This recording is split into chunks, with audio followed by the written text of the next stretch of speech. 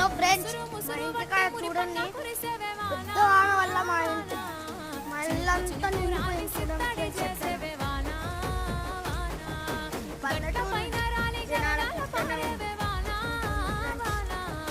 చెట్ల పైన కురిసి మా చెప్పులన్నీ కొట్టుకుపోతున్నాయి. చూడండి ఫ్రెండ్స్, మా అమ్మ చెప్పు కొట్టదు. చూడండి ఇంత నీళ్ళు అంటే నేను అడిగేస్తానే నా మొక్కల కడుపుతాయి ఫ్రెండ్స్.